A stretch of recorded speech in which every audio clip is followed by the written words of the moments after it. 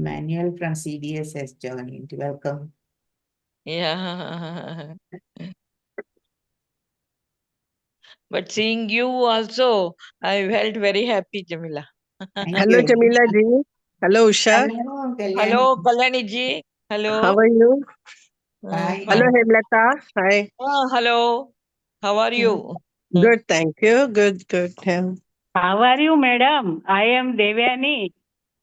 Oh, Devyani Ben came show. एकदम मजामा मजामा. Hmm. Okay. Good. Jamila, we can start. Yeah. Okay.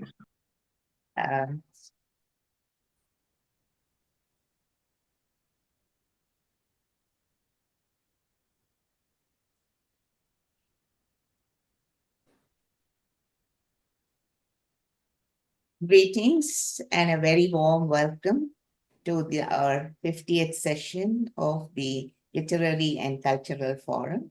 As most of you know, we started this way back in 2020 December. And since then, we have been able to run the program without any hitch and I think without any breaks. And today we have our 50th session and a very special guest with us today, Dr. Gita Gopal, who is the lead evaluation specialist from the World Bank and Washington, D.C. I'll introduce her in more detail later on. But a very warm welcome to all of you who have joined here on this platform to encourage us. And I must say that we have been able to reach the 50th session because of all your participation and the support all of you have given us. And of course, our president, Ms. Kalyani Raji, who is here today with us, a very warm welcome. And I must say, the All India Women's Conference and the president, Ms. Kalyani ji, has been very, very supportive of this program. A very, very warm welcome to you.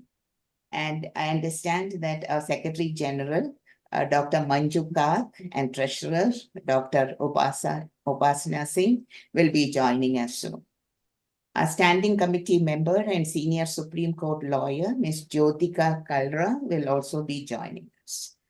So a very, very warm welcome to all our special guests today and members of All India Women's Conference. I must say that our patrons and past presidents of AIWC have also been well-wishers of our program. And Ms. Beena Jain, madam, has been with us for almost quite a number of our sessions. So also Ms. Veena Kohli, Ms. Rakesh Dhawan, and Ms. Sheila Kakde, who will be joining us and who are the past presidents. A very, very warm welcome to you, Ms. Kalyani ji, and all the other distinguished members of All India Women's Conference. Today we have... Thank you, Jamila.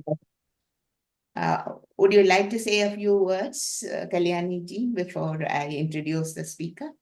No. I just said thank you so much and carry on. I think we are more eager to hear the speaker. Okay, thank you.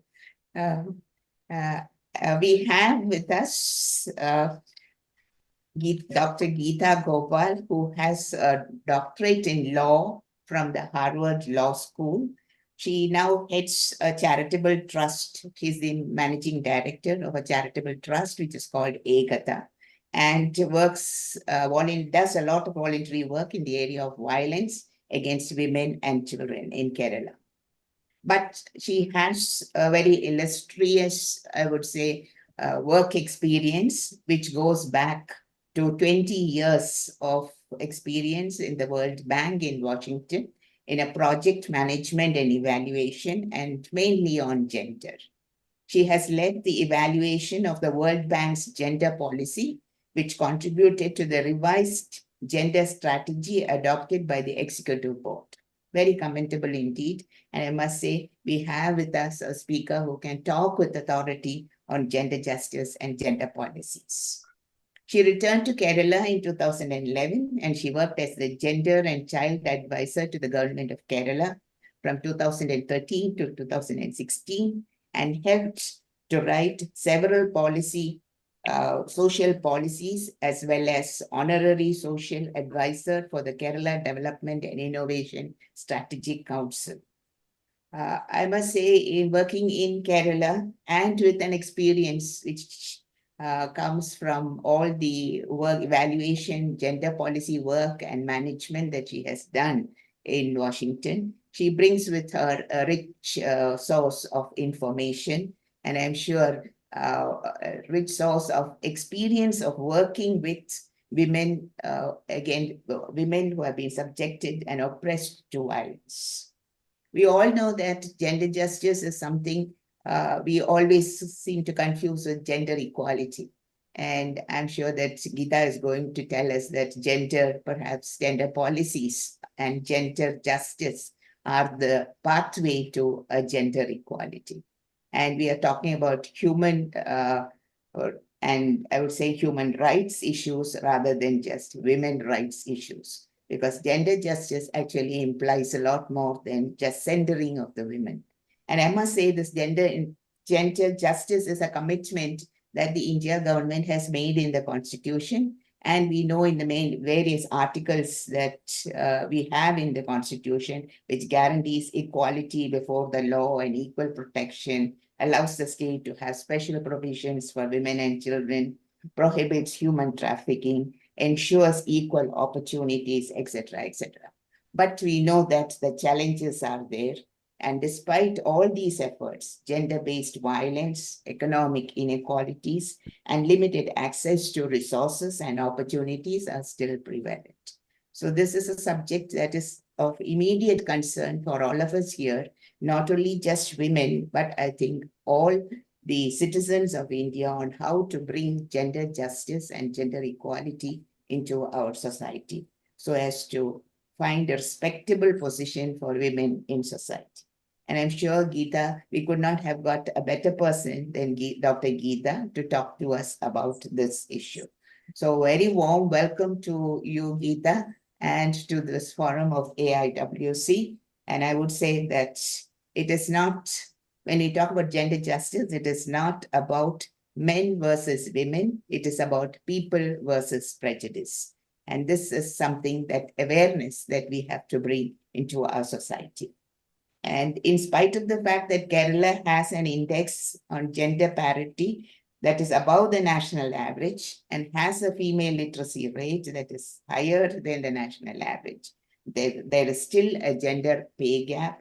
Women face challenges like dowry, harassment, juggling work, and domestic responsibility. So these are all, I would say, issues that are in everyone's minds, but we have not been able to find the right solutions for all these. And it is only with a concerted effort and women getting together, we will be able to make this social change. So I'm looking forward to Dr. Gita Gopal showing us this way and the challenges that we will have to overcome and what Kerala can do and what the rest of India can do. So with these very introductory remarks, I warmly welcome Dr. Gita Gopal to this forum and ask her to present her thoughts and views on the subject. So a warm greeting once again to all of you who have joined here. And before Gita starts, can I invite Dr. Kalyani to say a few remarks? Thank you, Jamila. And once again, warm welcome to Gita on this very important subject, I think, on which we all are working about. And Jamila ji, as you rightly said, we really need to understand the difference between the gender equity and gender justice, because I think justice has a wider scope of work and meaning and what we need to do also in future. So I'm more curious to hear Gita's view, and I think probably I might have some comments or questions to ask Gita later on. I think let's look forward. Let's listen to Lisa Gita first. Thank you so much for having this forum on a regular basis. And I think this is one of the very, very last, how many, 2 years, 3 years now almost, right? You have been having 4 years, right? Yeah. So once in a month, this session has been quite enlightening. And I think a lot of us have been looking forward to this, though I've not been able to join all the sessions, but I've seen some of the recordings later, and all of them have been so interesting and so nice. And I'm sure this one will equally be the same. So thank you so much, and looking forward to listen to Gita. Thank you. So over to you, Gita.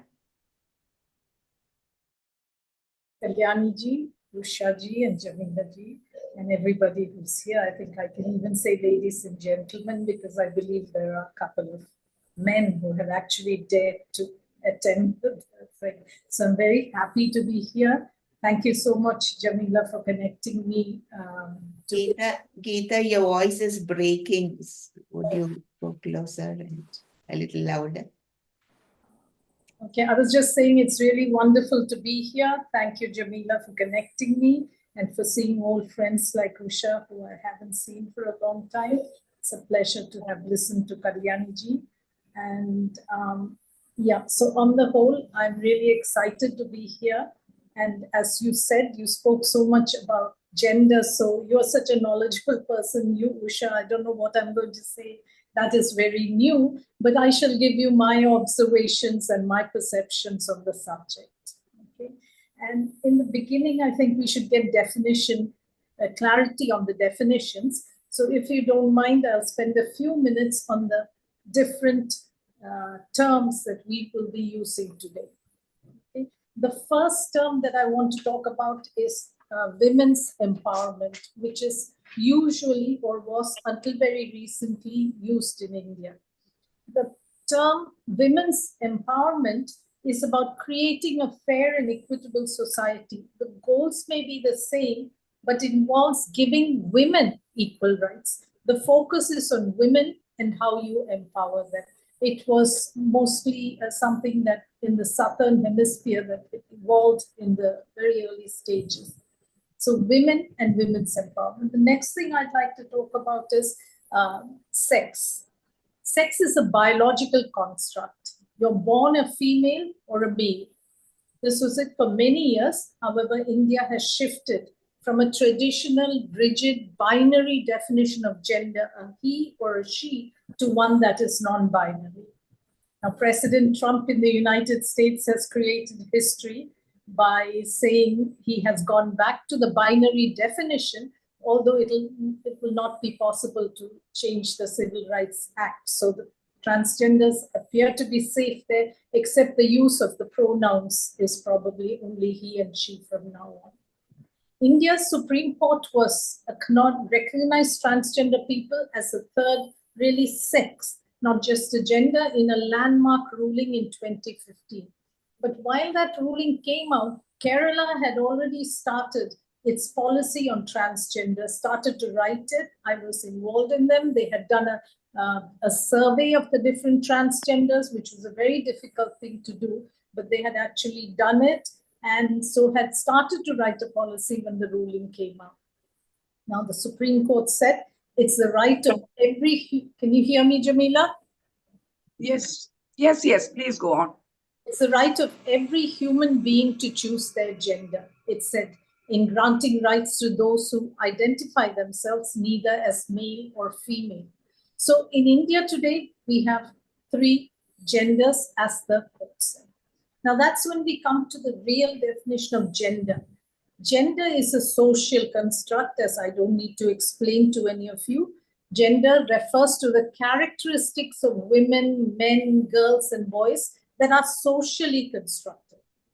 Characteristics include norms, behaviors, roles associated with being of that particular sex. So the norms are created by society or constructed by society. Gender is really about stereotypes that society creates, cherishes, and exemplifies.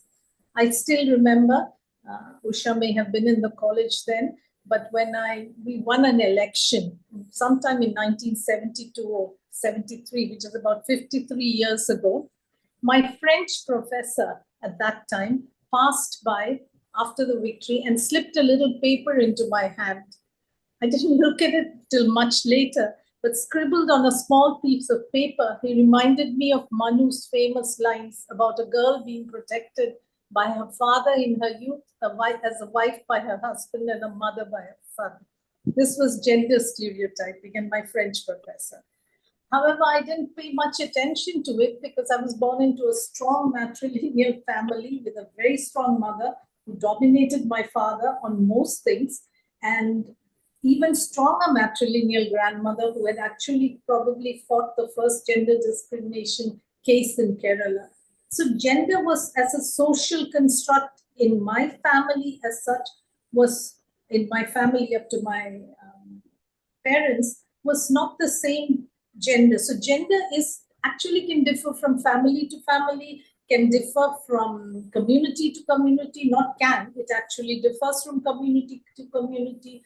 So it is very much a social construct. So that we must remember. And that's where when we try to address gender issues, it was those social constructs and stereotypes that have emerged that we actually try to address.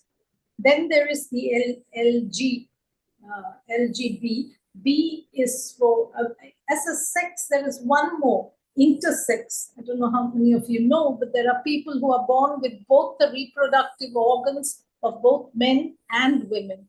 Sometimes they don't even know. There was a story in Thrissur where a man who had lived a man's life for 27 years actually suddenly started developing bleeding, periods, so to say. And then they had him, x-rayed or whatever, and they found that he had a uterus. So there is that intersex, but it's a very small minority of the population. So these are all genders and sex, but within the sex, there are sexual preferences that define you as part of the lesbian or gay group. The majority of women and men look to the opposite sex for physical relations. But in the lesbian gay group, they prefer partners from the same sex. So it's not to do with your physical characteristics, but with your mental makeup. You remain a man or you remain a woman, but you prefer to have different sexual preferences than from what is normally accepted. So those were the terms I thought we should just get clarity on. I hope I have managed to do that. Let us now discuss the status of women from a gender perspective in Kerala. In order to show the progress and the areas where the progress has not been as much as we would like, I want to compare the state's gender development indicators with that of the state on the other end of the economic spectrum, Bihar. To do that, we really have to agree on a normative framework because we can use different frameworks to assess. And I think it's very important. Usha, I don't know who's managing it. Could we put the slide on the different? Yeah, I'll just do it, Geeta. Just give me a minute. Yeah, Usha.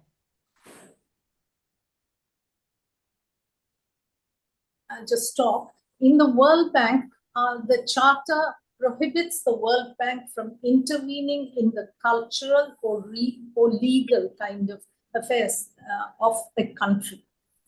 So because of that, gender equality is the term that is used. And by gender equality, we mean three things. Access to human capital, which is health and education and social security. Access to economic opportunities, resources, and assets, which also includes economic services such as water, electricity, etc. And ability to participate in matters that affect themselves. So we would expect, from our point of view, gender equality would be equal access to human capital, equal access to economic opportunities, resources, and assets, and ability to participate in matters that affect them. So it's a matter of agency, decision-making, leadership, and collective action. And we will really focus more in the public space. As the World Bank, we never got into any of the private spaces, families, maybe at a larger household level, but not any deeper than that into the family. Now in India, I believe, so this was from a development agency point of view. because of the constraints and the restraints that were put on the international development associations, this was the neutral kind of thing that they accepted. But even to introduce this at that time used to be very difficult because many people objected to the term gender equality. In India, it was much easier because we had a constitution that said almost the same thing, right? Social, economic, and political equality. Our preamble says, our articles say that. So even though it may not be fully accepted all over India, at least our constitution has laid down the norms for us. Now, gender justice essentially goes beyond the concept of gender equality to take into consideration several other variables that create inequality. Now, there are so many other variables in India, which include caste, which include class, which include several other, socially disadvantaged groups, challenges, etc. So gender equality, while we focus on that, without really going into these different groups, I mean, now we do look at challenges. People with physical challenges are now very clearly part of the bank agenda. But in other cases, we turn a blind eye to religion, we turn a blind eye to caste. We do ask that in our projects, SC, ST, etc., which the government of India has provided, that those opportunities or those privileges also be given through our projects. But beyond that, we really don't recognize. While gender justice in India actually on paper recognizes the interconnectivity. It recognizes that gender doesn't exist in a vacuum. Gender intersects with several things, as I said a little while ago, with race, class, disability, sexuality, etc. So the recognition of interconnectivity of these different things makes it a very complex topic, and therefore it is much more difficult to assess. Do you remember the case that the Bhanwari Devi case in Bihar, which the rape of that social worker in Bihar, this was sometime in the early 90s, which led to a famous case, which then resulted in or gave birth to the act against sexual harassment in the workplace. If you look at I've always felt, if you look at the local level court, I agree it was in 1995, so it's about 30 years ago, but I don't know how much it's changed. The lower court decision actually said that upper caste men will not rape lower caste women. So this is all made up, despite all the evidence that showed that Bhanwari Devi was raped by those 5 upper caste men. The court said that. The court also said an uncle will not rape women in front of the nephew, and gave all kinds of non-legal issues because she happened to be from a disadvantaged group. So that is that interconnectivity. It is not just not treated as equal, but other variables that put her down in society are brought in to further cement the inequality or inequity that happens. Can you see the screen? Yeah, it's got the topic. Shall I change it? Yes, please. Could you go to the framework?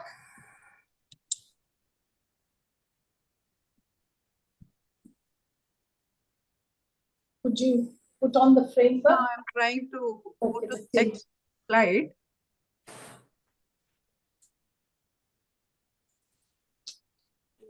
Okay.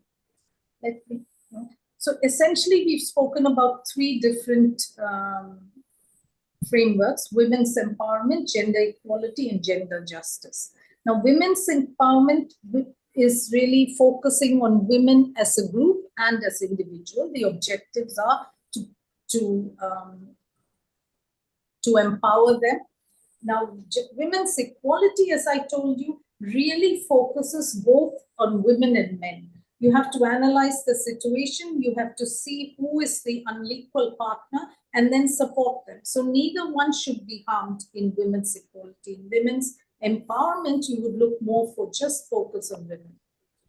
Now in Kerala, for example, if you look at the present educational statistics, most of the people in colleges are men. However, we don't have enough, are women. 70% of the, in the art area are women. And even in the engineering area, there is complete parity. Now, we don't know if most of our boys are going out and studying, and if they are not, then we really have an issue here where we need to focus on why are our boys dropping out, or why are our boys not in college, because it's extremely important. So gender equality, we would have to really focus on both of them. And I know at one point the Kerala government was looking at where are the boys, and I don't know if they have, I left by then, so I don't know if we ever reached any conclusion that they were actually dropping out or whether they were going out into other colleges. Unlike women who parents don't like them to go far away from their own homes, boys have the freedom to travel abroad. So that could be one reason. Now, gender justice doesn't just focus on equality, but focuses on justice. This now affects the conceptualization and the design of your projects. If it was women's empowerment, Kudumashri, for example, would be one that would really try to empower women, and it's a successful program. When it comes to gender equality, also, maybe you could talk of Kudumashri, but I think a real gender equality program under Kudumashri would also bring in some men also into the picture, because men are also disadvantaged in various ways. So typically, or let me say, if you were to go by gender equality, then you would also bring in the disadvantaged male groups. In gender justice, the main issue is this requires hard choices. Who are you going to support? Are you going to support the disadvantaged groups, or are you going to focus on the woman in Kerala, for example? Now, in gender equality, we don't necessarily, at least from the World Bank or development institutions, we do not focus on particularly segregating the disadvantaged groups. Under gender, that's why I say it is not the bank philosophy, or was not when I left 10 years ago. But in the case of gender justice in India, we could, because of our articles of reservation in the Constitution, because of our programs, etc., we could have programs and projects very legally that nobody can complain about, that will focus entirely on disadvantaged groups in the country. Now, monitoring is very important. Design and implementation is important too. If you're targeting women, purely women, that may be possible. That is easier. If you're targeting both men and women, that makes it a little more difficult. And if you're targeting the disadvantaged groups in particular, your methods, your implementation mechanisms all have to be tailored to the particular groups that you are targeting. So these frameworks, I just want to make the point, is extremely important, especially as we assess gender status in Kerala. Now, indicators in the terms of the women, it will be very narrow. I think that doesn't happen now too much, but we would just focus on women. How much loans did women get? How many businesses have women started? What are the outcomes of these businesses? Are women having equal access to other opportunities? When it comes to gender equality, you have to assess how the intervention reduces gender disparity. It's not just a focus on women, on both women and men. And assuming that there is a disparity, which there is in most cases, then you would have to look at how gender reduces that disparity. And in the process, keep an eye that it doesn't harm either gender, either sex in any way. Now, when it comes to gender justice, we do have issues, because in Kerala, there may be data, but all over, we don't have caste data, we don't have good data to be able to understand fully who the disadvantaged groups are. So therefore, monitoring may make it more difficult, but the monitoring would have to disaggregate by disadvantaged groups and advantaged groups if we are really calling it gender justice. But my one experience in Kerala was, I think things may have changed over the last 5 to 6 years, but monitoring was very weak. I saw someone from CDC, Emmanuel, I thought he could correct me if I am wrong, but we are very weak in monitoring. So we couldn't be, so what we monitor our outputs only, and most of the time has to do supports women. Now, if we take Kerala, can I just move on to assessing the status of women in Kerala? The sex ratio is the first one. All of us know it was 1:1 to 11:21. Could we have that slide on? The second table, I think. No, before this, I think. The second table. Is this the one? The first, yeah, go. That's it, right? Yeah. Now, in Bihar, according to the National Health Family Survey, the sex ratio has actually gone up to 1090, they are saying, but there is a lot of controversy about that, so we can't really accept it. I think the more acceptable number, according to them, is still below 1,000. But they are also going up. They're not going down, so that's a good sign. Now, marriage before 18, according to the NHFS, 6.3% in Kerala actually marry before the age of 18. But Bihar, it is 41% and it has not changed since the last thing. So there's a big difference, and Kerala has done very well in this. There are still child marriages taking place, and it's taking place amongst all communities. It is not just any particular religion. So, but still 6% is, and going down is a good sign. Now, infant mortality rates have really done well. We have 4 deaths per year per 1,000 lives. So that is a good sign of even women's and children's health. In Bihar, it's 41. Now, 41 is not bad. About 6 to 10 years ago, when I first look at the NHFS survey or some of the surveys of the World Bank data, they were close to 300. So Bihar has come down from 300 to 47. So that's a huge progress, but still it is pretty high. Births in health facilities in Kerala, it's universal. Most everybody is in a government hospital or in a hospital run by the NGO. I think not in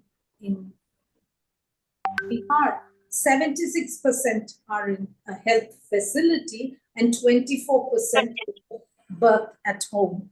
So there is again a very clear difference. Kerala is doing much better. And now schooling between ages of 15 to 49, there are many indicators. I've just taken a few to make the point. 1% of women and 2% of men between the ages of 15 to 49 have never been to school in Kerala. 1% of women and 2% of men.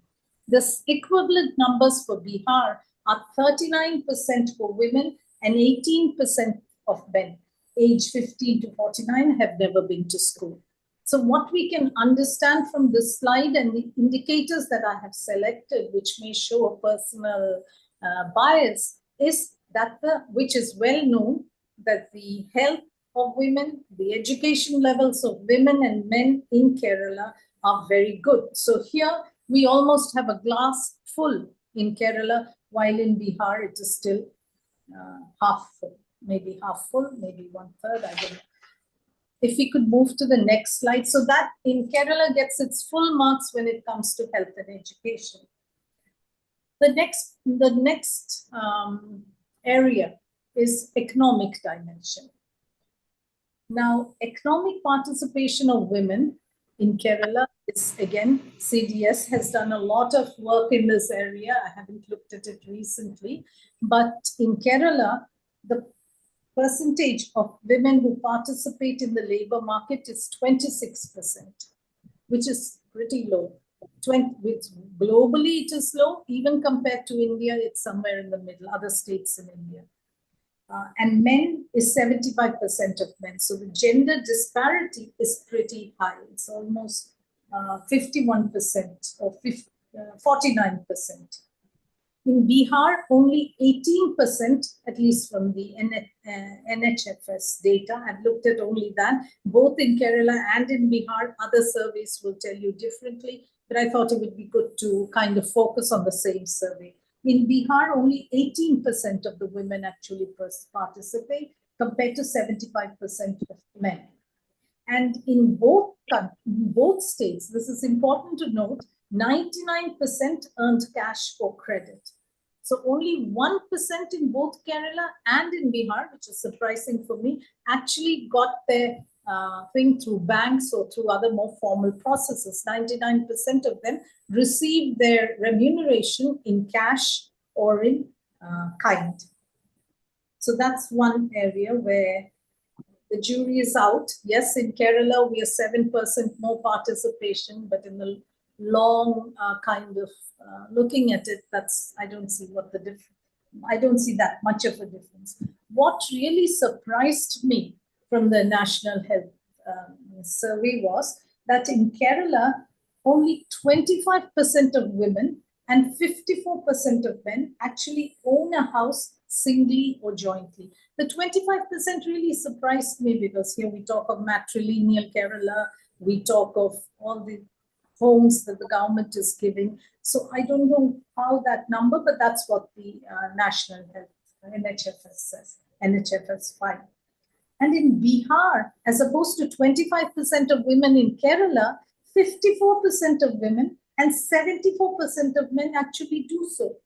I didn't have the time to dwell into that. Again, I would ask any of you, if you have an insight into that, I'd like to know. Because despite all the education and all the help that we are doing very well, our women in Kerala don't seem to be having either equal access to assets as the men do, but also not even the same access to assets that the women in Bihar do. I actually checked this twice or thrice because I couldn't really believe it.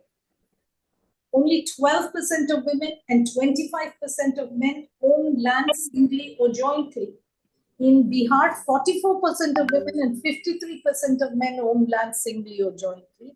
That seems so high that one possibly could be Benami, women are asked to hold. But I can't say it for that because I haven't seen. But when I went to Bihar a couple of 5-6 years ago, this was one of the possibilities we thought of. Maybe more women are holding it in Benami, but that's just a hypothesis.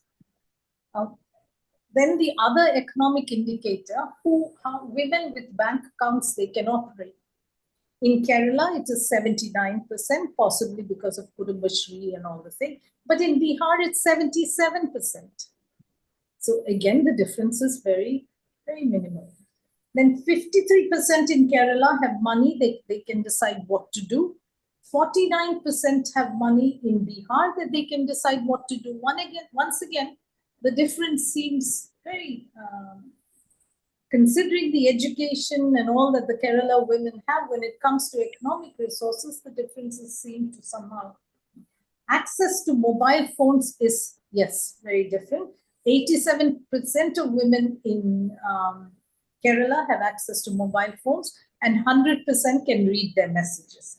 In Bihar, only 51% have access to mobile phones and 49% have can read their messages. Now, on the matter of, there was a Gallup, I'll talk about that later. Okay, if we could move to the next slide. So I will leave the jury, to you to decide who is doing better in the economic sphere. Although we think of Kerala, Jamila, would you tell me when it's 30 minutes? Is it in 30 minutes already? Jamila?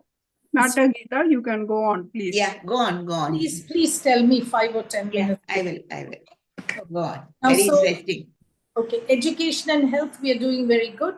In economics, I leave it to you. On that dimension, I leave it to you. Then the third dimension is participation in family matters, etc. Okay, family in the community and over at the higher levels of political. Now, this is where in the family, I chose a particular indicator that I'm very, have been following greatly. So it may give a skewed picture, but it's the percentage of married women 15 to 49 affected by violence. Here there is a clear difference. In Kerala, it is 10%, and in Bihar, it is 42%. Now, I'm surprised at 10% against CDS and other people there who are from Kerala. People like Usha and Jamila may have a better, different story to tell. But from my involvement with sexually harassed children and women suffering from violence, I find the numbers pretty high.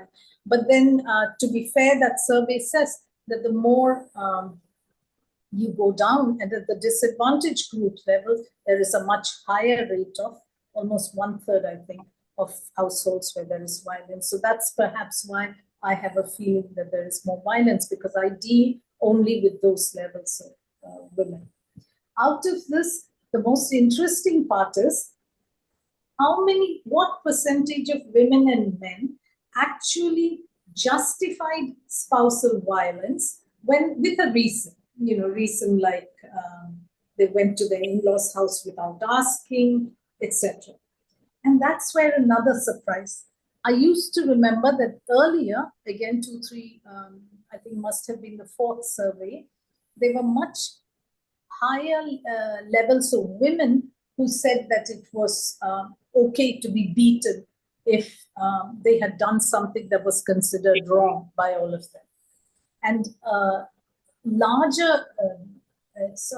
lower group of men had actually said the same thing. So I used to always tell people where I went to that it's a good sign that men actually believe it's not okay. Many men actually believe it's not okay to beat the wife, to use violence against the wife. But however, it seems to have changed in the NHF survey, which I only looked at to be able to speak to you all. 52% of women in Kerala say it's okay to be beaten for a cause. That's a rather high number. And 63% of men. So the male number has not changed, while women are getting probably more empowered and think, yes, it's wrong to be beaten. However, that's the Kerala picture. 52% of women, the present survey, 63% of men. But look at Bihar. 37% of the women, only 37% of the women said it's okay to be beaten. So 63 or a number like that said, no, you can't beat us. That's interesting. And only 34% of the men, almost half the number of men than in Kerala, actually said it's okay to beat your wife for a particular reason. So that was another thing that really, mindset change, not in Kerala, despite all the education. So either there's something wrong with these numbers, which should not happen because it is uniformly asked all across the states, but certainly that poses a thought for thinking as to why is it that in Kerala, we have such high numbers still thinking like this. And I have not recently, but I haven't been doing much work recently, except focused work with these women. But before, I used to speak to a lot of students and to a lot of men and women. And I used to ask them this question in the workshop as to how many of you think it's okay to be beaten if you've made a mistake. And it is amazing whether it was police that I was speaking to, whether it was just women from grassroots groups I was speaking to, or to children, at least less than half would put up their hands to say it was okay. So then I'd ask the women why. And they would tell me because our mothers would tell us that breaking up the marriage is wrong. And therefore you just have to tolerate it. Perhaps in most cases, just like we have tolerated.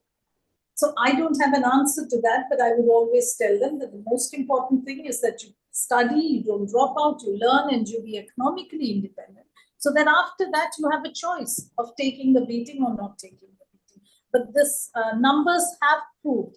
And the strange thing is when I asked amongst the student police cadets, boys, and again, a large numbers would put up their hand to say that it's okay to beat a wife. So I don't know if it is because they've seen their parents do it or what it is, but that numbers are not too wrong. But why it is different in Bihar and why more people in Bihar have changed is something that we need to look into further.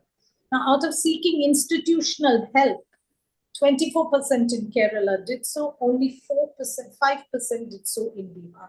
That also shows a certain amount of empowerment in Kerala, where they actually can go to a police station or they can go to several of these little centers for women who have been, who are suffering violence and go to them. So 24% actually go, which is pretty low, but in terms of numbers, it must be high.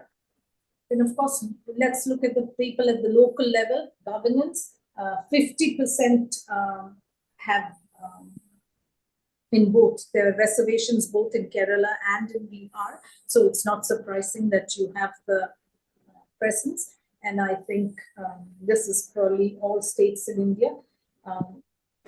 Treatment of non-binary gender, which is another question of participating, including the participation of different types of diverse communities.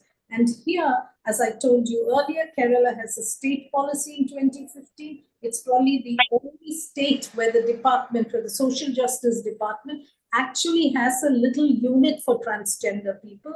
It has a fund to help transgender people who are suffering violence. It has scholarships for transgender people. And I don't know whether it did it or not, but it actually did finance a lot of operations for transgender people. So Kerala, I have spoken again to transgender people before the policy, and I have spoken to them more recently, and they all told me, although there is a lot of discrimination still, it is really much, much better with it. I mean, there is Metro, for example, in Kochi gave them jobs. So there is a lot of progress in that area. In Bihar, nothing much beyond the National Act. There's been no state policy or anything like that. And then state legislature. In Kerala, 8.5% of our legislature, which has gone up from the last legislature. But look at it in Bihar, it's 12%. So all the education and all the 50% doesn't seem to have somehow translated itself into political representation in the legislature. What about the parliament? It's almost all men until recently, when Priyanka Gandhi won the election in Wayanad. And that I don't think is because of increased gender equality that she won. She won for her name. So other than that, 1 out of 20 all are men. While in Bihar, 5 out of 40 are women. Many more stood, but 5 won. So even in that, 5 out of 40 gives you almost 7%, while in Kerala, it's just 1 out of 20, and that too recently. So again here, what do we say? Who do we say is doing really much better? Attitudes to it. There's greater violence in Kerala, yes, but attitudes towards violence seem to be changing, and I don't know what that means. The state policy is better in Kerala, but representation in the state legislature is 8.5. It's lower than in Bihar. The women in parliament are lower than in Bihar. And then one important thing that is important in Kerala, but that also happens in Bihar, is Kudumbashree. Started in 1998. It's not a law or anything, but that program has been sustained. And even in the recent budget, I think they've given 257 crores for that. It is really a gender justice program, because if in the bank you're looking at it through economic eyes, we would say it's not sustainable, because everything is provided by the government. So much money is given to them for all the salaries and many contracts are reserved for them. So it's not like they've gone out and competed fairly with other people and got it, but Kudumbashree is given to run canteens in the railway station, run canteens. If you ever come to Kerala, you will see it throughout. So it is really a justice thing where we are not looking at economics and competition, but feel that the marginalized classes have a great problem, and we are actually using interventions to support them. And that has been done very well. From an economic point of view, maybe not, but entirely from an empowerment point of view, again, I have spoken to people a long time ago, and the women will tell you that they feel more empowered in the sense that they are able to operate in a public space. Their husbands apparently consider this kosher for them to go and meet in these women's groups. They have peer friends that they can talk to, a group that supports them. They have access to loans. They say particularly closer to when the schools are starting, when earlier they would have to go to money lenders. Today, they have the Kudumbashri as a group will lend them and they will return it gradually in a manner that is convenient to them. So overall, Kudumbashri has clearly helped them empower, but its economic activities have done well, tremendously well in some cases, but across the board, the economic activities have to be deeply, greatly strengthened. But then the empowerment is doing so well, which is why probably the government has budgeted this whole source to them. So when you look at it, I think it is very clear education, health. Kerala is doing much better in other areas also. Kerala is doing better in many of the indicators, but Bihar is very quickly catching up. Bihar has the Kudumbashri version and self-help groups. It's called Jivika. I have been to Bihar because I have looked at these programs and spoken to women.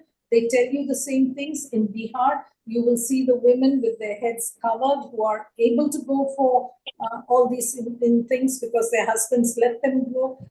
Much more in Bihar, this has given them an opening, a space, allowed them to operate in the public space. So these grassroots organizations have taken place in both places and they are both supported by the government. And because they are supported by the government and because therefore we don't need to necessarily look at are they making profits? Is it a viable, sustainably viable program or anything like that? We're just looking at the empowerment. And from a gender justice framework, that is okay. But if you were looking at it from a World Bank perspective of is it doing well, maybe it's not good. Now let me shift to the 3 or 4 lessons that I think I have for you. One is very clear. I don't need to tell you. Everybody says that education of women has clearly salutary benefits. Very, very important, not just for the women themselves, but for the next generation of children that these women will bring up. Now, the salutary benefits are very clearly more informed about nutrition and healthcare. They're aware of what the health needs, etc. They have fewer children, which is shown in the in different surveys and different the data that we have. It reduces education, reduces child marriage. Those who get married much earlier are not as educated as. Obviously, if at 18 you're getting married, then it's most likely that you won't continue to your study. And according to these surveys, it helps to reduce violence a little. Not very much, but seems to reduce. So education has salutary benefits, but when you look at the Kerala thing, I think the first thing that comes up is why, despite all this education, do we have these higher numbers of people, both men and women, justifying violence? And I'd love to hear what your thoughts are on that. And the second one is that education does not necessarily transfer to itself into economic empowerment, because our women are not going out. Now, I don't know if our women are abroad in nurses, so the numbers are also, again, I'll ask the CDS person if they have any views on that. Numbers are also not, because they're only looking at the women here. I don't know if they take into consideration the women who have left. So that may be the issue, but otherwise it is difficult to reconcile the number. Now, what is the lesson that comes out of it? Why is it that in so many other cases where Bihar appears to be doing as we are, such a short period, why is it that in Kerala, we have 100%, almost 99% educational parity between men and women, and the higher you go up now, that disparity is increasing in favor of women and against men.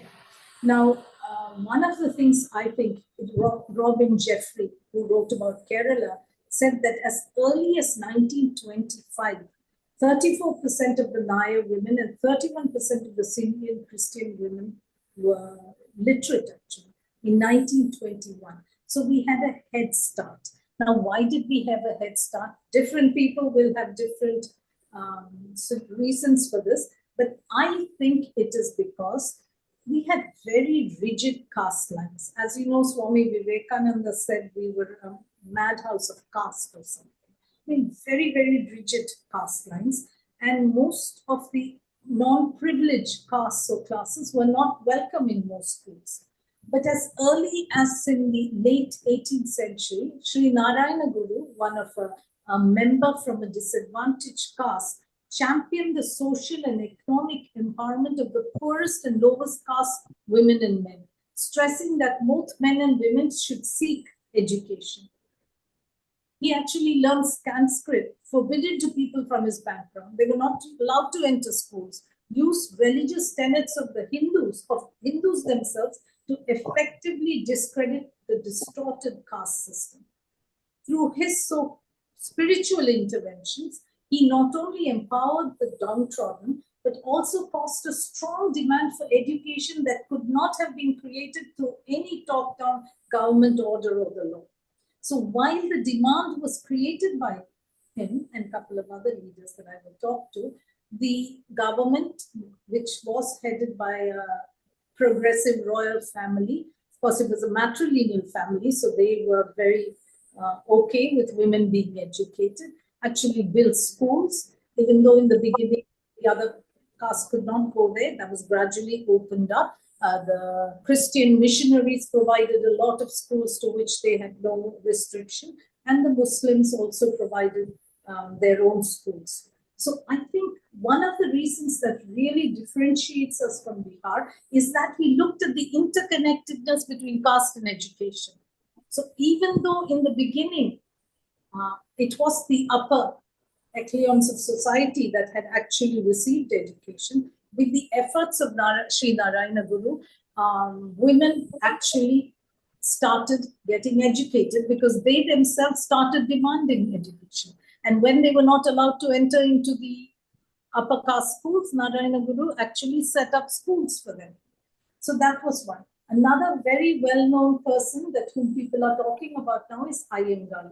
He was born in 1863 into an untouchable household which had received some land in return for their labor from their feudal landlord. He and his supporters fought to claim public spaces from which their communities continued to be barred, and he fought for the education of Dalit women, Dalit girls and boys. In fact, his attempt to enroll a girl from the so-called untouchable caste into a government school in the early 1900s perhaps was one of the first battles for women's empowerment. This resulted in violence generated by those who resisted it. When he and the other people with him, there were also lots of upper echelon people. It was not just that group. But when they actually went into schools, a lot of people destroyed schools. If you're going to have everybody sit in these schools, we don't want them. But Iyengar and his group was not disheartened. A strike, they went in strike by agricultural laborers who worked on the fields of the upper, caste. Although tired at the end of a year-long strike, he joined with the fishing community to ensure that his people had food to eat, and his supporters did not give up until the government agreed to completely remove the restrictions on education. So I figure in this connection between caste and class and gender, both Iyengar took the girl child to school. That's what started off the thing. And Sri Narayana Guru's attempts, I think, had a huge impact in Kerala in the sense that it created a demand for education amongst the vast majority of the, whatever we want to call it, the downtrodden, whatever. Because it was in these mass protests. Sri Narayana Guru's movement was more peaceful and spiritual, but it was a mass protest from the people, men and women from lower caste, increasingly obtained access into education and public. So it was not a law-driven process. Nobody said from henceforth it's universal education. So both the demand and the supply being there, I think Kerala got a real head start. So I think that one of the important lessons from Kerala, that gender doesn't exist in a vacuum. Race, class, disability, sexuality, caste, and other factors intersect to create a unique experience of injustice. And if we just fight it from a woman's perspective, even from a gender equality perspective, looking more at women, I don't think we will do as successfully as Kerala has managed now. Kerala, there's that kind of strong awareness. So that, to me, that's the first level. We cannot address or we cannot achieve gender equality by only addressing the equality between men, women, and transgender, say. We have to address all forms of inequality if we have to get finally gender equality. I think that's a huge lesson we have to learn. I mean, everywhere, where in the world have they actually achieved full gender equality? Maybe at the most in Iceland, or in Iceland is supposed to be the top of the index, but it is such a uniform, homogeneous country. Inequities, therefore, are not too many because they don't have differences. There is no, like in America, there's no African-American population who are suffering. It's just an all-white population, and therefore it is easier to achieve. But when you're in fragmented societies like ours, where you're fragmented by so many different things, I think those leaders, combined with the supply, help to increase that. The second lesson that comes from Kerala is that gender is not really binary. We recognize that, we've accepted that, we've given equality. And giving equality doesn't mean that everything is all sorted out and everything is kosher and well, but at least the first step is equality, and several programs to try and support the transgenders, and not so much the LGBs, but particularly the transgenders, and increasing awareness of the need to support LGBs is in Kerala. Some of the religious institutions have opposed it, but I think for the most part, that can't be reversed now. Even President Trump cannot reverse it. He can probably say, maybe on the pronouns, I think some places like Google gave you 50 pronouns to use. Maybe that was going a little too far, but I think the basic principle is there. And I think one must realize that in the rest of India, justice means protecting them also. Then just two more lessons, and then I shall stop and hopefully listen to you. One is Kerala is culturally diverse. 55% of our 55 or 56% of our population are Hindus. The others, we have a slightly larger percentage of Muslims and a smaller percentage of Christians. I think 3% are others. This is, and we are a peaceful state. So the fact that because we are such a diverse state, I think there is much more acceptance of the Constitution, Article 14, Article 15, and its preamble.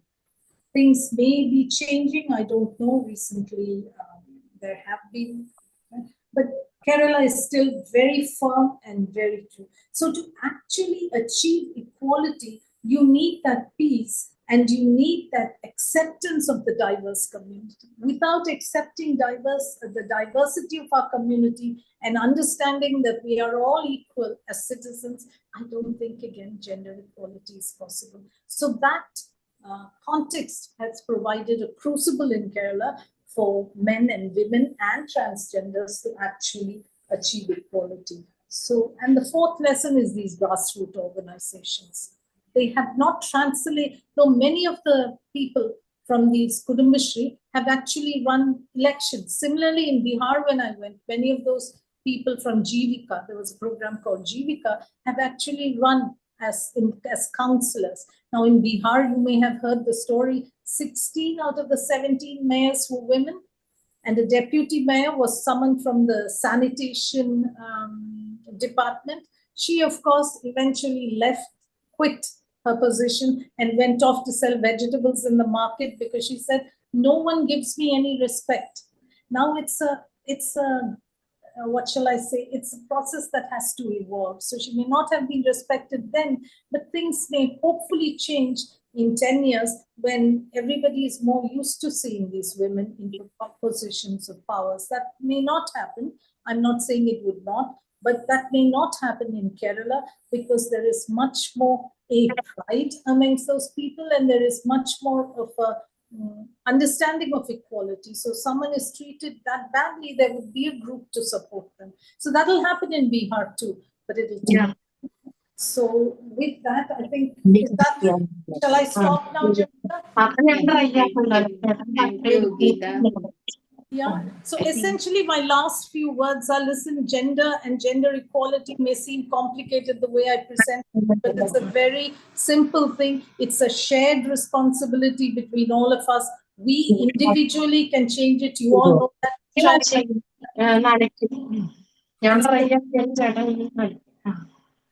So I think all of us have to challenge gender norms and discrimination in our personal, professional, and political life.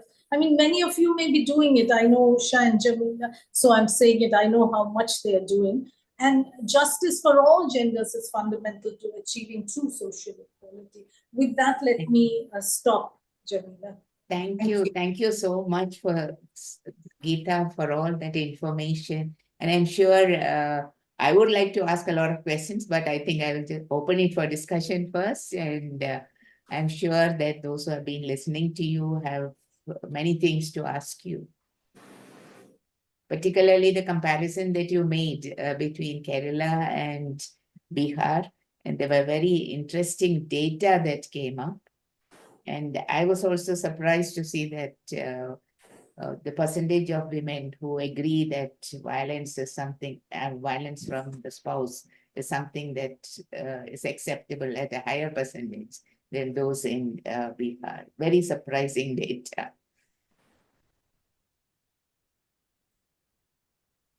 The floor is now open for questions, comments. Please unmute and join. Yes. Jamila ji, can I say something? Yeah, sure. Go ahead. Yeah, sure. So thank you so much, Geeta, for presenting such an eye-opening comparison between Kerala and Bihar. As Jamila ji said, some of the facts, figures which you mentioned were really, it came as a surprise because, I mean, always, you know, the Kerala model of health, education, matriarchal society, these have all been sort of quoted, you know, as an example in many of the gender equality discussion. But some of the facts what you've represented about Bihar, especially about the land ownership and, you know, asset ownership, those were actually, I think this comparison is something which we really need to look at in depth to understand the, you know, the real equality analysis. And as you rightly said, education or literacy does not transfer into employability or equality status. So we really need to look beyond equal opportunities, resources, and you know, outcomes, or sort of to an ideal end point, which could be gender justice, and that can be addressed probably only by addressing the root causes of gender equality. Because I think you again, what you, I like what you said, gender does not exist in vacuum. So we really need to understand the spectrum, wider spectrum of equality. And I think doing that sort of analysis will help us go forward in our work, I think, in a much more better way. So thank you so much once again. And it was really very, very interestingly presented and very nicely presented in simple words. And thank you so much once again, Jamila ji, for inviting Geeta, Usha. Thank you so much, and thank you, Geeta. Thank you, Kalyanji, for those words of appreciation. Shobha Koshi is here. I'm sure you want to say something, Shobha.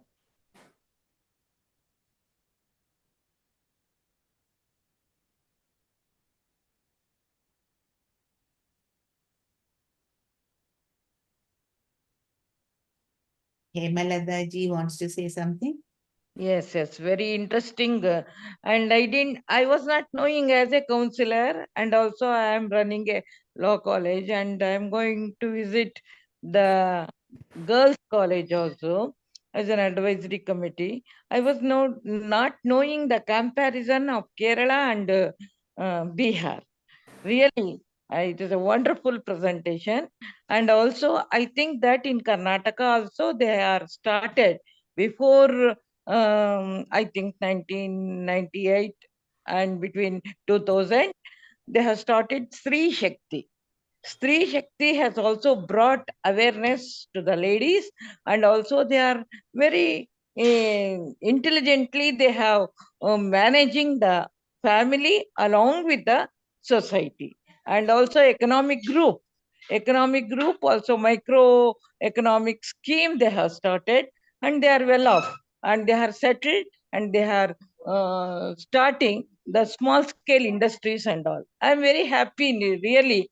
I appreciate the Gita Gopal ji, and also the Jamila ji, and also Usha Nair for giving me this opportunity to listen.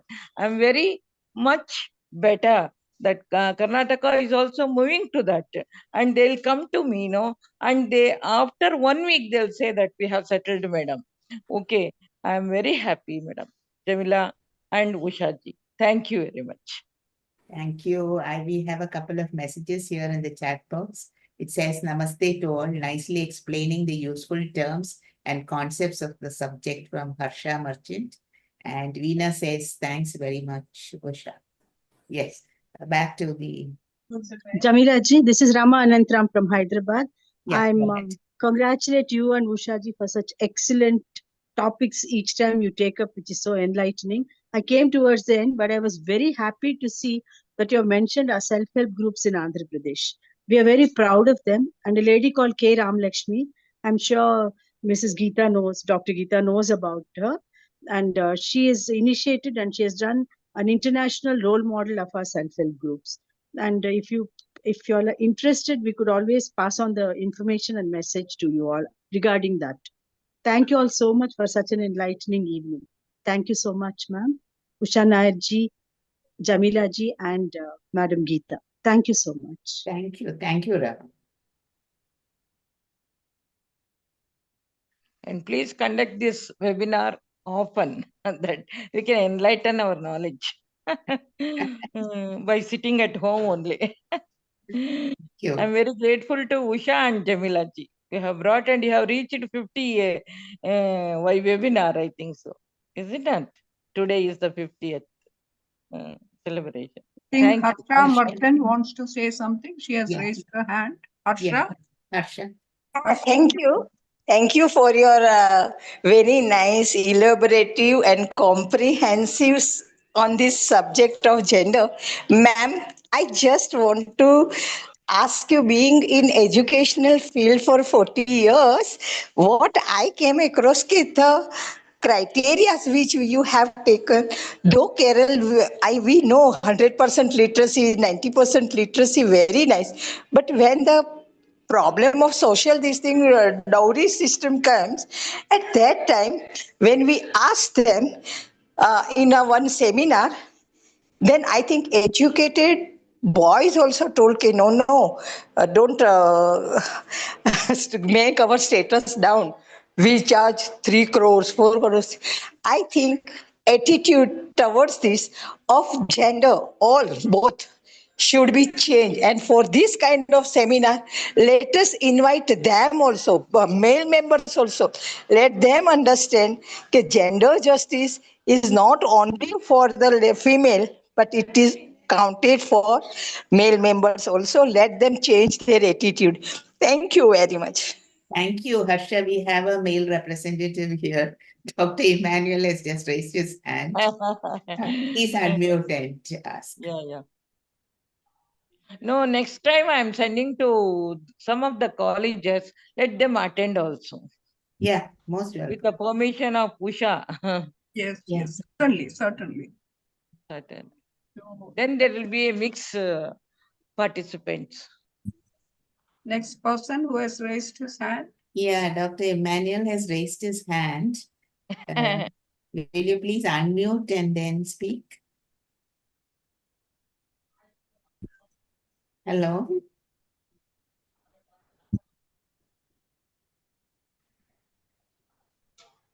While we are waiting for Dr. Emmanuel, is there anyone No, else? yeah, hello. Hello, Yeah, this is please go ahead. Mridul. It's Mridul Epan, not Emmanuel.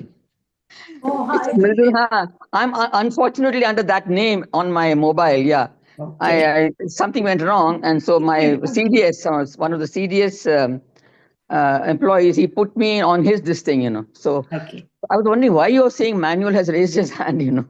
Okay. I just want to, of course, it's very interesting, Gita, and you know fully well that this is a very old question we've been asking, this whole issue of the high rates of literacy not being translated into higher economic participation, and the government is trying to do whatever it can to provide jobs to women and still not succeeded. That is still going on. The process is going on. But I wanted to ask you a question about the violence thing.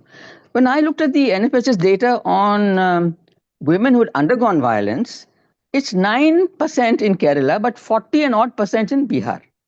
Now, with such a high incidence of violence, it's very interesting to hear them saying, and most of them saying, we don't want husbands to beat us. So I sometimes wonder, this when you cross-tabulate data, sometimes the things don't match.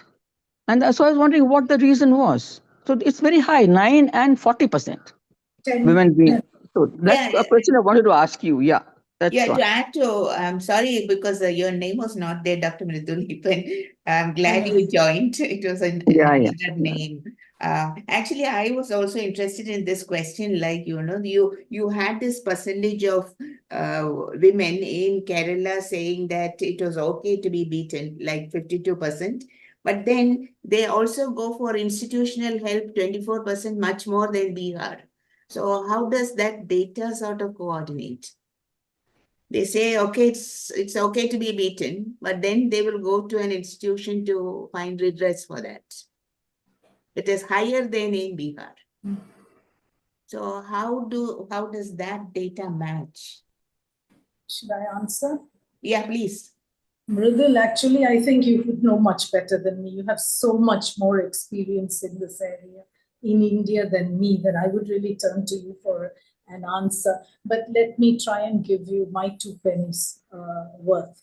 One, I think education, recently, I think the government has an education, has introduced gender equality very strongly, right? They're having pictures in the books of a man, of the husband sitting and grating coconut while the wife is doing something else. So pictures like that are now coming in. But so far, I think our education, honestly, when I went to SPC groups, which are student cadets, so they're the creme de la creme of students, when I go to police stations, not in the beginning when I went to police and I spoke to constables, and you should see the number of women police who say it's okay to be beaten. And so I think this education needs to, maybe it will do so now, as I tell everybody, Mridul, I've been out for, I've just been reading, but not really involved too much. Maybe it's the education quality that is not leading to that empowerment. Pudmashri may be working from below, but still together the other issues are not being addressed, and therefore women feel. But Jamila, 64% felt in the last 2 surveys of women. So it has come down to 52%. But what I cannot understand is why it is so different in Bihar. 34% women think, and 40% are actually getting beaten in the process. Maybe because they're beaten more, they think they should not be beaten. Mridul, I would turn to you for just your. I don't know. I was also surprised when I heard your statement. Yeah, so anyway, one has to look a little more into it, I guess. Yeah. I guess, like Gita said, there's something wrong with our education system because, as you said, we have a high literacy rate, but it does not translate into jobs or it does not translate into economic independence. So if that is the case, what is education doing? And the matrilineal systems have also gone down. So there is really much, even in my family, it is more patriarchal than I have seen it in my earlier generations. Mm-hmm. So maybe that is another reason, actually. The patriarchy could be taking a hold of. I guess that is one of the reasons why. Sorry.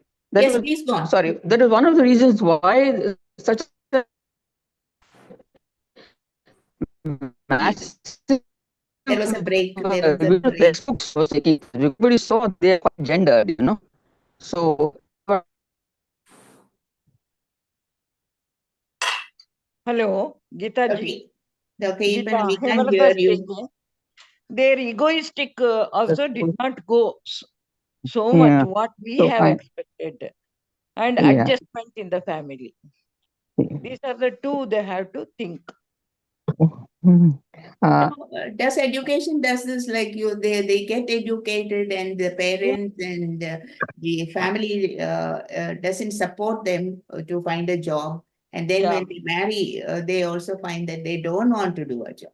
Yes, yes. I think it translates like that rather than education to a job. Jamila, just excuse me, I really have to go. So Yeah, please. I'll say hello and bye bye, and thank you, Gita. Good to see you again. Okay. Thank you so much for joining. Gita ji, once again, thank you. Thank you, Jamila, Usha, everybody. Thank you. Thank you also. I thought Shobha unmuted to say something and then.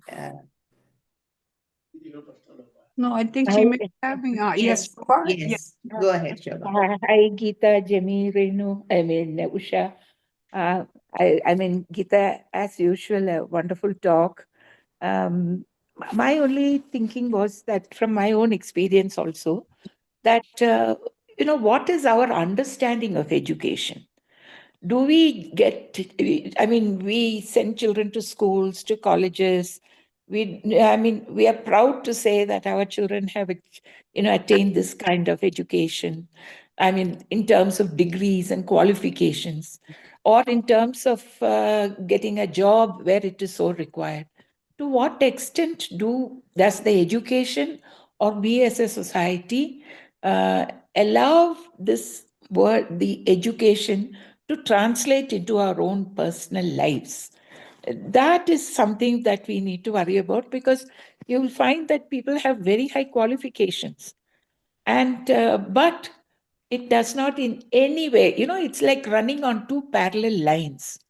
So what you see in society, in your family, that continues as such. It's sometimes I would say we can compare it to people going to a place of worship or participating in religious activities, but the minute they step outside that into the real world, none of these precepts that you adopt or you support while you are in that religious activity of being, good to others, doing kind and charitable deeds, or be tolerant, all those virtues virtually vanish in the day-to-day transaction of life. Similarly, education, you learn a lot of things, but that is only for scoring marks or getting somewhere. To what extent does it affect our personal lives? What really made me open my eyes was, it was a discussion with a child about, eating the iron tablets which are distributed in schools to government school children. So, in a manifesto that children were presenting to the government, they had said about the importance of tackling iron deficiency. So then I asked that child, do you not get these iron tablets in school? She said, yes. You don't eat them? No. Don't you learn in school that, the importance of iron intake, the challenges of iron deficiency? Yes. So I said, then why don't you eat the iron tablets?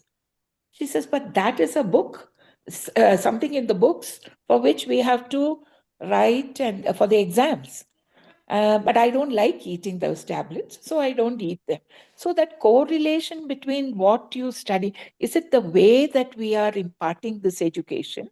As Gita mentioned also, now we are trying to depict it pictorially. Why can't we make that impact on children? And also let us weigh it against the family behavior. So that is where all of us can also play a part. That family behavior, to what extent is it offsetting anything that we have learned in school? I sometimes feel that gap we have not been able to bridge from both sides, both from the family and community, and also from the education side. Yeah, you're That's correct. my only pen, but as And- usual, Gita, very well. And I love the comparison with Bihar. It's something I have never looked at. So it's really very, very illuminating. Thank you. Thank you, Shobha. And I think it's that comparison that really, such data collection, which really throws so much of light on what we are when we compare with someone else. One thing that came of your presentation also, Geeta, was I got this feeling, Bihar women are really strong compared to Kerala women. Like they can stand up to their men, they own property, on the comparison that you made, having homes. So somewhere, is it the family upbringing, the strong women that they see around them, that translates into the data that you have with you. So I think there's much to learn from Bihar. Yeah, I think, as Mridul said, and we need to go more deeper into, because it's the same survey that tells us all this. So there can't be a problem in the methodology. If it was different surveys, we could have said that. So I think we need to look Yeah, into I think also in terms of the class and caste, like which group of women were taken for the data analysis. Say they had a representative, but yeah. Yeah, was it representative? I'd like to say this, ma'am. The history of Bihar dates back to Nandini, wife of Chandragupta Maurya, who was such a strong person. She's the one who held the entire empire, and she spread it across, and she gave the strength across to the women of Bihar. If somebody goes back and reads in the Nalanda University and everywhere, there's been a serial also which was produced by Ekta, which was called Chandranandini. Though I didn't have the opportunity to see it much, I heard about it. Somebody must catch up and watch it to know the valor and the strength of this woman. And she really made a difference to that state. Like Shivaji did to Maharashtra, the leader always makes a difference. And this lady was a role model, Nandini, Chandragupta's wife, Chandragupta Maurya's. Rama, to say that even our Mysore, Krishna Raja Wadayar and all, they have encouraged for the education. Yes. Chinnamba has been amazing. It's a pity that our history books did not cover these women. And by default, Jhansi Lakshmibai came across because some Maharashtrian put it across. But otherwise, we had a great leader, a great woman leader for every state. Even for Telangana, we had in Warangal, fantastic leaders across. So even they in done Mysore fantastic. also, even in Mysore also. In Tamil Nadu, the Chola, the movies are coming now. Otherwise, our Maharani College and all should not rise up. Yeah, thank you for all your comments. Usha, you would like to say something? Yes. Yes. So, thank you so much for that very, very interesting presentation. And as all others have already noted, we learned a lot of new things, and it made us think. When you compare Kerala and Bihar, Bihar is somehow at the back of our minds. We always look at Bihar as an underdeveloped state with lot of economic problems, and we never think of comparing Kerala with Bihar. But the figures that you presented are real eye openers. Maybe we should look deeper into it as you suggest, and see why.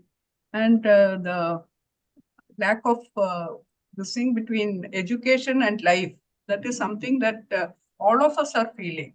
All of us feel this disconnect between education, because sometimes we see from reports from Kerala itself, there are girls who are engineers with MBA degrees, with doctorates, and they undergo all these domestic violence, and they choose to commit suicide. And then the data that this district protection officers tell us that many of these girls who are very highly educated and who chose the way of suicide, none of them had approached any of these institutions.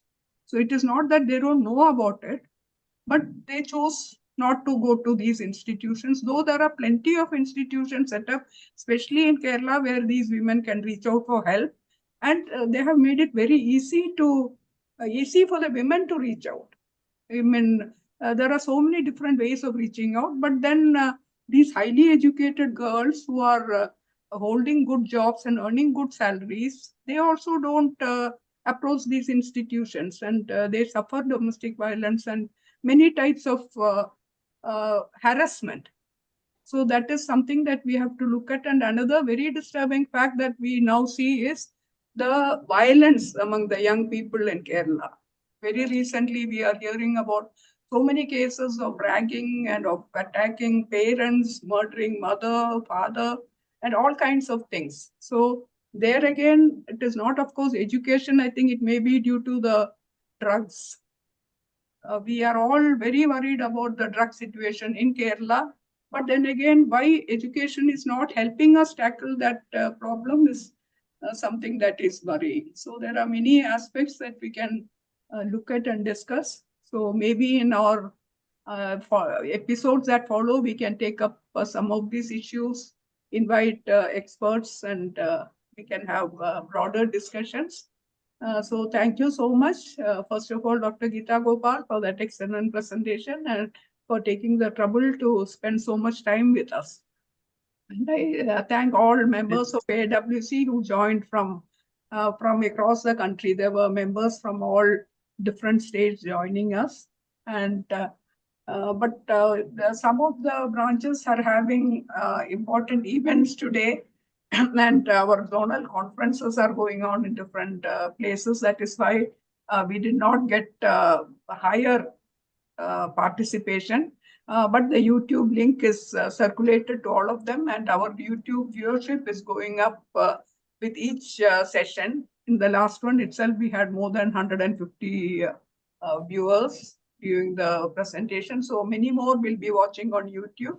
And I'm sure everyone will enjoy this presentation that was very comprehensive and which explained the basics about gender and what is gender equality, gender justice, and all these big terms that she has put it in such simple terms that it will help us to do our work better. And AIWC will definitely benefit from all the lessons that we have learned from this webinar. Now, Jamila, would you like to just say something about our future course of action? Yeah, actually, first of all, a big thanks to Dr. Gita Gopal. So thank you so much for spending the time with us and touching on so many very sensitive issues that we are all thinking about and trying to find answers. But it's very difficult to find the answers to many of these questions that are around, that are being raised around. But it has been an eye-opener, and I must say thank you, Dr. Gita, for sort of throwing light on this. And I would also like to tell those of you who are still here, and perhaps because it will be on YouTube, those who are listening will know that this is our 50th session of the Cultural and Literary Forum. So, so next month, actually, we are thinking of rounding up all the 50 sessions that we have had and have a bird's view of all the 50 sections, one after the other, so that we present our speakers and the topics and in brief what they talked about. So that would be a kind of a good roundup of it. And we are in future thinking of putting all this together so that it becomes a nice storehouse of information for AIWC. Then after this 50 sessions are over, we are thinking of launching something that is a little different. And I think we are still putting our heads together as to what we can do. And we invite suggestions from all our members as to what kind of activity they would like for us to coordinate in the future. So the floor is open and you can either WhatsApp me or Usha about any views that you have, any suggestions that you have about how we can bring in something that is both instructive as well as informative and interesting. So let's hope we will be able to do that in the coming months. So a big thank you to all of us who have kept this forum alive, and not only the speakers, but all of you who have joined in and made the discussion so fruitful. Thank you, everyone. Usha, shall we? And we'll wind up today's session. Once again, thank you so much. Thank you, Geeta, and thank you all others for joining us. And a big thank you to Jamila for keeping the literary and cultural forum going steadily and without missing sessions. We have had so many interesting sessions with so many interesting resource persons. It has been a real enjoyable journey for all of us. So thank you so much. And with that, we are winding up this session. Goodbye.